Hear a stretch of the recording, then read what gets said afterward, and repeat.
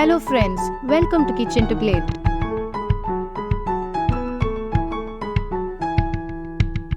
ஆஃபீஸ்லேருந்து வரும்போது நுங்கும் இளநியும் பக்கத்தில் வைக்கிறத பார்த்துட்டு வாங்கிட்டு வந்துட்டேன்.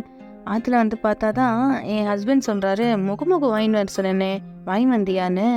ஐயோ மறந்தே போயிட்டேன், வாங்க வீட்லேயே பண்ணி கொடுக்குறேன்னு சொல்லிட்டு இளநியை உடச்சி ஊற்றிண்டு அதில் உள்ளே இருக்கிற தேங்காயை குட்டி குட்டியாக நறுக்கி வச்சுட்டேன். நுங்கையும் தோலெல்லாம் பிச்சுட்டு அதையும் குட்டி குட்டியாக நறுக்கி வச்சுட்டேன். நுங்கு கொஞ்சம் ஹார்டாக தான் இருந்தது, பட் இந்த ரெசிபிக்கு அது நல்லாயிருக்கும். இளநியை ஒரு பாத்திரத்தில் வடிகட்டிண்டு அது கூட 2 ஸ்ட்ராண்ட்ஸ் அளவு கடல் பாசி சேர்த்து 3 டீஸ்பூன் சர்க்கரை சேர்த்து நல்லா கொதிக்க விட்டுடலாம். இதில் ஒரு கொதி வந்தோடனே கேஸ் ஆஃப் பண்ணிவிட்டு ஒரு தட்டில் இதை ட்ரான்ஸ்ஃபர் பண்ணிக்கலாம். இது கூட சின்ன சின்னதாக கட் பண்ணி வச்ச நுங்கையும் குட்டி குட்டியாக நறுக்கி வச்ச தேங்காயையும் சேர்த்து கொஞ்சம் நேரம் செட் ஆக ஃப்ரிட்ஜில் வச்சிடலாம். இது செட் ஆகிற நேரத்தில் மாங்காயோட ஹாஃப் ஸ்லைஸ் எடுத்து தண்ணியில் வேக வச்சிடலாம். மாங்காய் வேகிறதுக்குள்ள நம்ம மாம்பழத்தை கட் பண்ணி வச்சிடலாம். மாங்காய் வெந்துட்டான்னு செக் பண்ணி பார்க்குறதுக்கு கத்தியால் இப்படி குத்தி பாருங்கள். சாஃப்டாக உள்ளே போச்சுன்னா கேஸ் ஆஃப் பண்ணிடலாம். இப்போ நம்ம நறுக்கி வச்ச ஹாஃப் ஸ்லைஸ் மாம்பழம், ஹாஃப் ஸ்லைஸ் வேக வச்ச மாங்காய் கூடவே 4 டீஸ்பூன் அளவு சர்க்கரை சேர்த்து இதை நல்லா நைஸாக அரைச்சிக்கோங்க.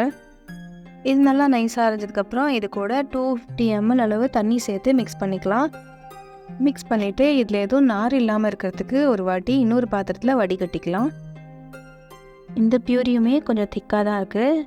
ஸோ இதை இன்னும் கொஞ்சம் தண்ணி ஆகிறதுக்கு இன்னும் 2 டம்ளர் தண்ணி சேர்த்து நல்லா மிக்ஸ் பண்ணிக்கோங்க. இந்த மீன்வைல் நம்ம ஜெல்லி ரெடி ஆயிடுச்சு. ஜெல்லியை குட்டி குட்டியாக ஸ்லைஸ் பண்ணி நம்ம தனியாக எடுத்து வச்சுக்கலாம். இப்போ அரேஞ்ச் பண்ணுறதுக்கு ஒரு கிளாஸ் டம்ளரில் நம்ம ஜெல்லிஸை ஃபஸ்ட்டு சேர்த்துக்கலாம். இது கூடவே நம்ம ஸ்லைஸ் பண்ணி வச்ச மேங்கோஸ் சேர்த்துக்கலாம். இப்போ நம்ம ப்ரிப்பேர் பண்ணி வச்ச மேங்கோ ஜூஸை இதில் சேர்த்து நல்லா மிக்ஸ் பண்ணிக்கோங்க. திக்காக சுவையான முகு ரெடி.